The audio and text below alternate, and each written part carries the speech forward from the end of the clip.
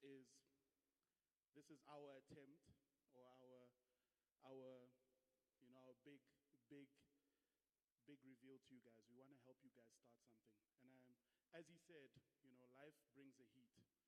And we as hunters, we noticed that some time ago that a lot of the youth of this country, the very talented youth, the people like you in this room today, were finding a lot of adversity in what's currently going on, not just in the country, but in your own environment. And that was hindering us from really becoming what we can. It was that adversity was really giving us a little feeling like we were being despondent. So we decided to start something, because hunters, we've always been about taking on life, taking on the challenges that comes with life. And we realized that as much as there is challenges in this country, as much as there's challenges in your own environment, that we are about taking it on head on with the refreshment of hunters by our side. So tonight, this is one of our many events that we've had as part of this campaign. Quite literally, tonight is about helping you guys, just giving you guys as much knowledge as you can possibly have, or as much knowledge as you possibly need to really take on the music industry, to go out there and be the biggest and best artist that you possibly can be. We have a number of other events where we give up-and-coming youth, up-and-coming talents, the opportunity to get on stage and perform for crowds, crowds that they may not have been able to get by themselves. And we just want to help you, be that step for you every single step of the way, where you can just step up and start something. So with not much further ado, I would like to introduce you to our panelists tonight. We have a great panel tonight, where they're going to hopefully impart some great knowledge on you guys, and I hope it helps you guys start something. Thank you.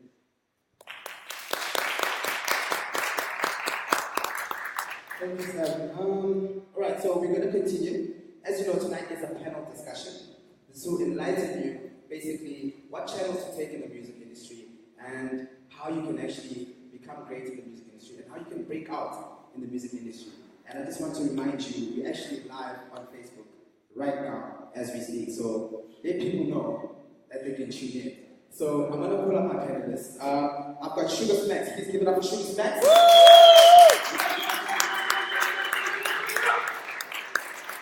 Alright, and then I've got Malcolm. Please give it up for Malcolm.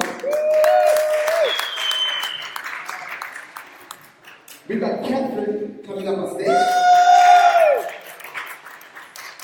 And lastly, this is an upcoming artist, and he's also got insight. He's actually living it right now. We've got Raw Bars.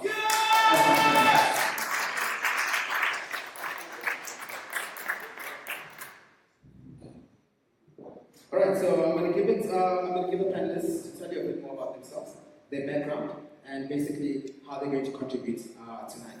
Let's go. Okay. Well, ladies and gentlemen, for those that don't know me, my name is Lebogang Che. My stage name is Shugasmakx. I'm a South African entertainer, television, but also music. Member of South African hip hop group Squatter Camp, solo rap artist, and all around creative entrepreneur on music. What. My name is Malcolm. I'm a creative director. I work predominantly in the television industry as a creative director for the last 2 years. I guess without music, I don't know what life would be. So that's what I wanted to share. Hi, my name is Catherine. I worked in radio at 5FM at the SABC for 14 and a half years. And I started a new radio station, internet radio station, with a friend of mine, John. So it's all internet-based, and it's all about storytelling and music, which I think is so important. When I worked at 5FM, I was extremely passionate, and I still am, about local music. And I had not only working with Fresh, I had my own live show where upcoming artists could perform, and always been extremely passionate about listening to people's music, giving them feedback, and giving them as much advice as possible. So hopefully I'll be able to do that tonight. What's up, people? On the hot stage name was 19-year-old kid from Kempton Park. I make music every day. This is what I do. I came here to learn and to teach, man, what I have to offer to the game and learn from what you guys have to offer to me. Yeah. Shout out to our panelists. Alright, so we're going to continue with our panel discussion. What we're going to be doing tonight is we're going to have 3 topics, okay? 3 different topics about the media industry. And from then on, when we're done with our 3 topics, I'm going to give you guys a platform to ask any questions. So if you're an artist, producer, whatever you want to start up, if it has to do with music, you can ask, okay? So first topic for tonight is basically when it comes to the media, well, when it comes to music, basically, right? We all know that there's hurdles when you guys want to get bookings or anything of the sort. So I just want you guys to enlighten us and tell us what is the best channels to take when it comes to getting bookings and so on. So how can we get bookings? However, we know that networking is key, but help us get bookings. When it comes to the questions of bookings, you know, well, there's one very easy way, right? The first way, if you get a hit song, everybody's gonna phone you. You don't have to worry about nothing, you know. And then there's the rest of the realistic ways there for everybody, which is number 2. What you have to do is that you have to find out, you have to call promoters and people and events companies, people that do events, marketing companies and so forth. You need to submit your music, your profile. They won't answer you, and then you just need to hound them consistently. A lot of it has got to do with also offering your services for free. Like, don't make money, anything about it for a good 3 years. Just forget about money. You know, I'm not saying you might get a little something here and there over a basic fee, but just don't rush for the money. You know, make sure you get on the necessary platforms, offer your services for free, make sure that people have heard your music. Right now, there's a lot of mechanisms that we can use. Be creative in how you present yourself to everybody that you go to so that you stand out from everybody else. And also, but most importantly, that's one side of it, but create your own events. You know, like I said before, that if Raw Bars has 10 friends who can each invite 10 friends, you know, and they speak to the News Cafe or the Stones around the corner, and then he's got a party with 100 people in it, that's just how you get momentum. And once you create that in momentum like that, you know, surely people in all around different sections as venues will start knowing about you and who you are. People will start talking about you. And that's how you create gigs. So it's really about, if you want a job, anyone here that works a normal job, you take your CV and you go and you say, here's my CV, this is what I do, I'd like a job. And the same thing with music. You know, performing is part of a job. You know, so you go there, you go to the promoter, the people that can get you the work, you look for work, and then you get work. Okay? So. Yeah, I think kind of building on that, one of the most important things I think that any young artist, any young creative needs to take into account is building a brand. Like, you need an identity. You need something that people recognize you by. And that comes through in your music, but it also comes through in how you dress, logos, whatever. Create something that people go, what is this? Create a vibe, a hype, a something about you that people are interested. Because the same way you're talking about sending a CV out there, you need to make sure that people look at you and go, this is interesting. This is something that I'd want to have on my gig. And people oftentimes put together gigs that are based on a theme, on a whatever. You know, I don't know, I put on an event at the Apartheid Museum, and it made sense for me to put on an event that had Desmond and the Tutus and the Blackjacks on Youth Day, because they kind of, thank you, it made sense putting them together because they all had a brand that spoke to the bigger theme. So if you look at any of the artists that are kind of doing stuff out there today, yeah, it's about you as a brand at the end of the day. But the people who've made like a killing in the music industry, like Madonna is not a good performer. She's a good performer. She's not a good singer. She's got a good brand. She's got a good identity. Build an identity. Put some work into what you look like, what you talk like, what you present yourself as, and build a brand around that. Because oftentimes that gets people's attention. If they haven't heard your music yet, you put together a good pack, you put together a good Instagram, a good YouTube, a good digital platform for yourself, and you start putting that out there, people are going to take notice of that, I think. I think an important thing to remember is that this doesn't happen overnight. You can't just come up with a song and record it in your bedroom and then put it on a live event and perform at a live event. There's so many things in this day and age that go into it. So as Malcolm said, even just in terms of, what your style is, what are you doing on social media? You're lucky in this day and age. Radio is important. We know that. It is extremely easy once you get onto radio for people to start recognizing you. It is extremely hard to get onto radio, and we know that. But I know a lot of artists that are blowing up via social media. They don't even have airplay. So what are they doing that is causing the blow up? What are they putting out there? What's little snippets of information about themselves, their live gigs? If you're going to do a live event where you're rehearsing, for instance, so you want people to see what you have to offer at a live event, get a couple of mates and film you performing, but don't film an empty room. Film all your mates close together. I mean, it's a stupid example, but film them all close together so it looks like the entire place is packed, but you could have just 10 friends there. It creates that little bit of, why are those people at that event? Even though there might be just 10 people, but why are they the people at that event? So I think strategically having to come up with ways to get your foot in the door is extremely important. Because once you start getting a little bit of traction on social media, people start taking notice. And I think that's very important. With me, I'm just an internet kid. I was born in 97, so everything that I do happens digitally. So I just try to stay on the internet, try to know what Hunters is doing, Jack Daniels is doing, the Scouts. And I just email all day, every day. And yeah. Right, fantastic. Thank you for those answers, guys.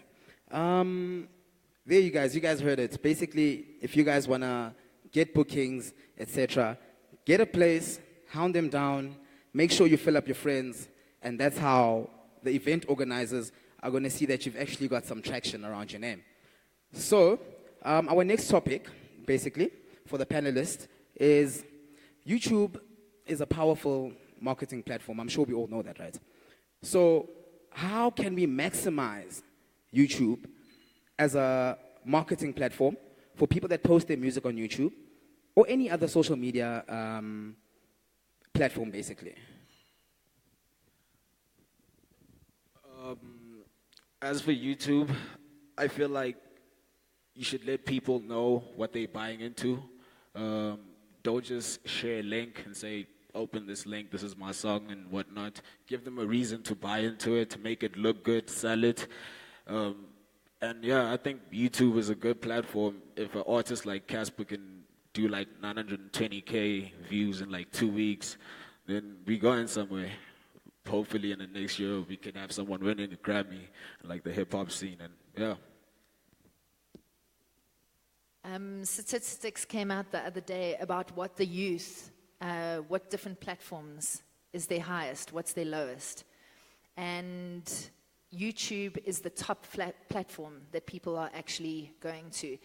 I have a 7-year-old daughter. She will watch YouTube for hours, discovering music, discovering people making makeup, redoing their clothes. It fascinates me. What are those people doing that makes people sit and watch for hours? It's like watching series. You can just sit there for hours and hours. They are offering something that is different from other people. That's why certain people will be getting millions of views and others won't. So if you are putting your videos on YouTube, is it a good video? Have you saved up enough money to make a good video instead of a bad video? A bad video, a bad song is not going to get playlisted and people aren't going to watch it. It's the reality. What little snippets of your own life? I am so big on storytelling in South Africa. We all have stories. We don't tell enough stories about our lives, what happens in our day, and I'm not talking about going to the shops and buying a new pair of shoes. I'm talking about real stuff that actually connects you to other people. History, your family, where you come from, why you listen to this music, why did you make this song, how did you make this song? All of those things becomes a personal connection to other people that they actually want to watch it. YouTube is powerful. It is honestly the most powerful, and I mean, I'm not just saying that, it is statistically the most powerful thing at the moment for the youth. I think what Catherine's saying there as well, and you know, in response to the question, I think it's important to do your research on YouTube. Like, figure out how it works. It's a powerful platform. It's a really powerful platform. But figure out what you're using it for. Do you want to use it to make money? In which case you need to figure out how to monetize that thing. And you need to figure out how to put the content out there so that you're making the money off the song. And that you're using the stories that you're telling around the song, of how you made the song, as the marketing to drive people to that. There's so many tools that you can Google. I mean, well, Google YouTube, it makes sense. But just Google how to monetize your channel. Figure out how to use it, because having good content that you've worked hard, you've pulled favors, you've put the money together and you're making a great video is amazing. And that'll get you out there. Of course it will. I mean, look at what happened with the Antwoord. Sure, they ripped off a whole bunch of other people, but they made good music videos. And it got them to LA. It got them out there through YouTube. YouTube is powerful. But again, it comes back down to, what is your brand? What are you talking about? What does it look like? And when you are sharing those stories, the stories that Catherine's talking about are the stories that influence your brand, that give people insight into what it is that you do. Because at the end of the day, that's what you're doing. You're not just making music. I mean, if you're making music, you'd do that in your bedroom, and that would be cool. You guys are in this room because you want to make money from making your music. So learn how to monetize it. Because radio play is hard to come by. And radio play doesn't necessarily guarantee that you're going to make money. But making the good money means putting in the time to build the brand and figure out how you monetize that stuff. It's all out there on the internet. It's all easy to look at. Look it up, monetize it, make it happen. But put the work in. It's not just about making the music. I think that's the most important thing here as well.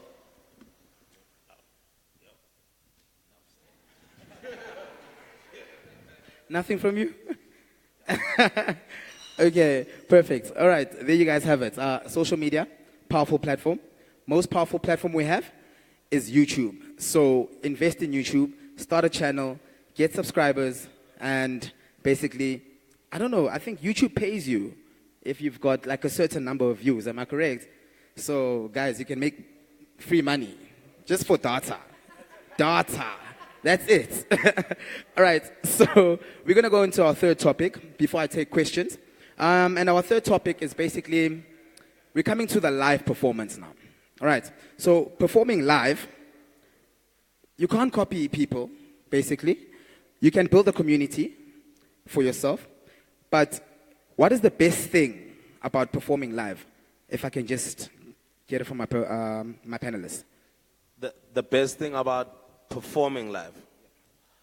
I don't know. I mean, I think the best thing about performing live is looking for, crowd participation. Of course, when you want to sing, have the people sing back at you. I think that's that's what everybody wants. So if you're a DJ and you're playing, you want to make the place jump. If you're a composer, you want to make sure that the people are dancing to your music. I think those are the nice things. That's the end result, of performing live. But I think when it comes to performing live, the most important thing is that you gotta make sure that you make songs that you believe in. So don't make songs because they're trendy or anything like that. Make songs that you can perform and believe in when you perform, because people can always, I don't know how it works, right? But if you perform something that somebody wrote for you that is not genuine, even if you put on the biggest smile you think you're putting on, it just doesn't translate because you don't believe it, you know, and people could be 100 meters away from you and you're performing here, and if you don't believe it, they won't believe it. But they could also be 100 meters away and you're performing here, and you just get amazed that the whole area or the whole stadium is going insane, simply because you've created music that you believe in. If you believe, it's easy for you to sell it. So that's why I would try, I'd say, always make music that is always pure and real to you. As an artist, you must evolve, yes, true, but don't just follow trends because it's what's happening. Always be genuine to yourself, and that makes the performance part very easy. I think it's always remember, most importantly, you can't perform whatever you're going to do here today, you can't take to a nightclub on Saturday, you know, that easily. Always make sure that you read your audience well, understand the type of people. I was at a kids concert on Sunday in Durban. I was highly disappointed by all the DJs that chose to play just popular house music that's on top 40, you know, radio, or just doing well in the club. I'm like, you're talking about kids that are from the ages of 6 to 13. You do not play whatever you and your friends listen to. You play music that makes them happy. So you always need to be able to read your audience. It's very important because then you can relate to them, and depending on the setting, be emotive, tell stories that they'll relate to, you know, at the performance. But I think always just try to present something that is also visually appealing, that will make people, remember your name, most importantly.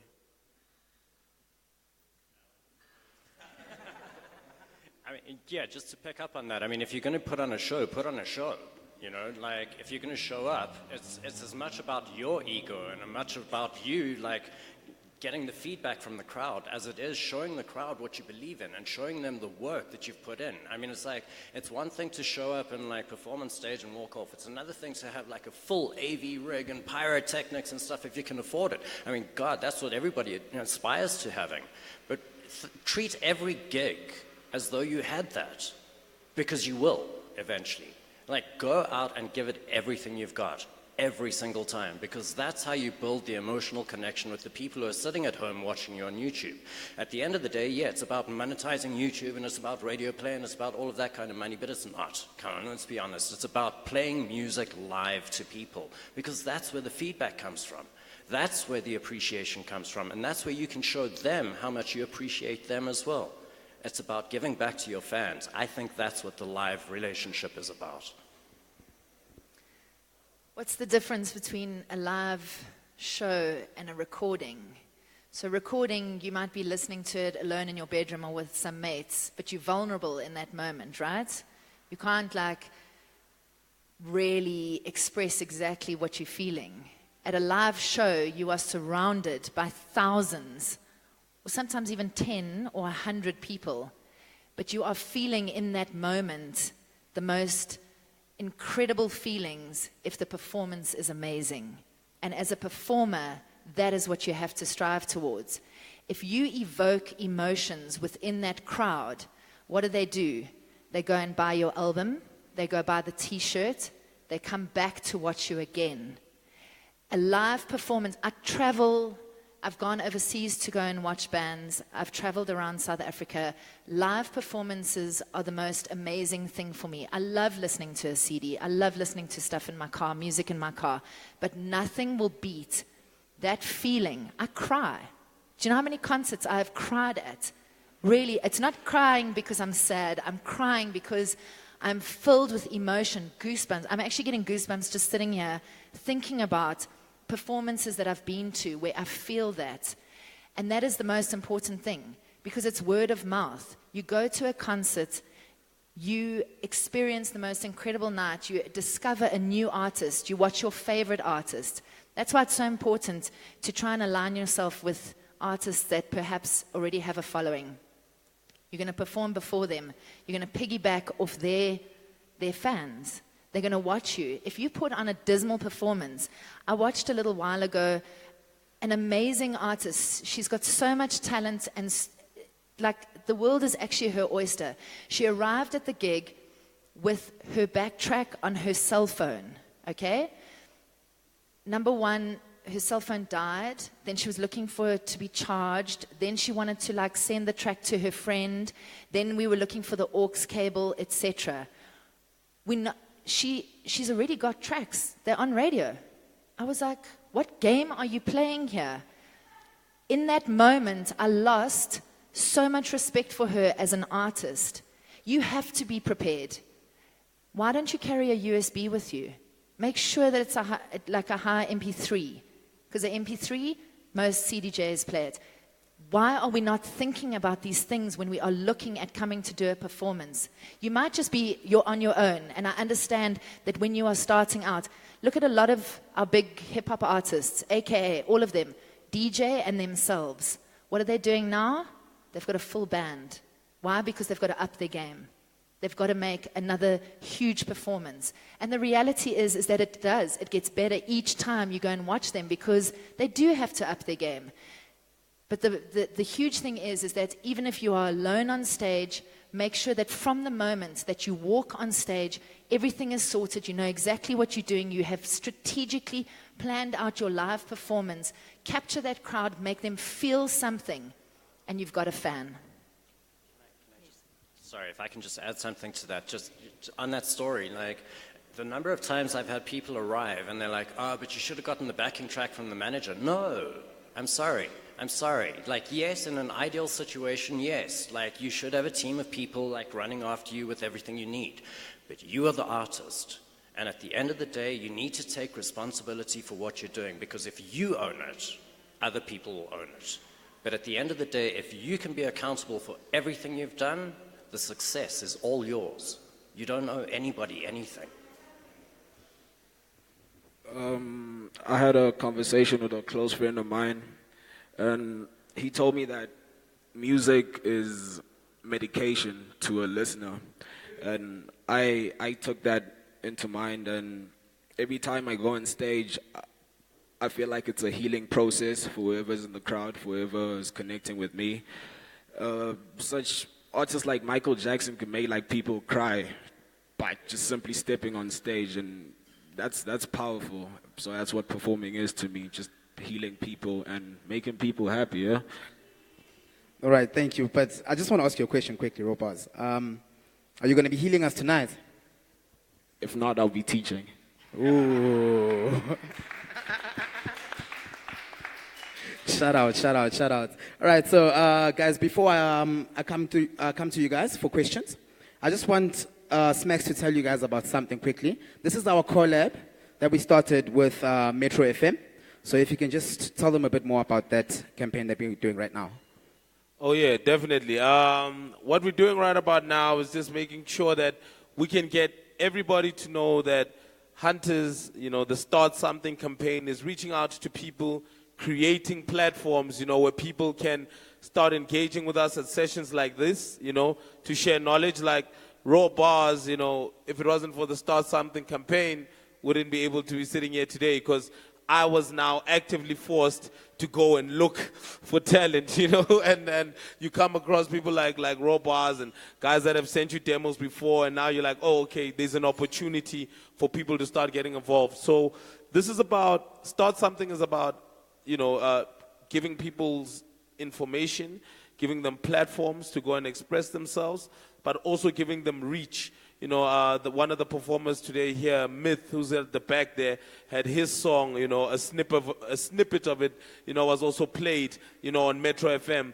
But like today, 6 million people heard about a guy that sings who's called Myth. And in those 30 seconds, if someone fell in love with it, they are now going to look for him, And it's about taking every single opportunity that you get. And because you never know who's listening, where, and what they can do for you. Someone can just fall in love with you and give you the world. But if you don't take every opportunity that comes your way to do the best you ever can, you'll never know. But Start Something is a campaign, and right now on Metro FM, every week people will be able to hear what talent we've scouted.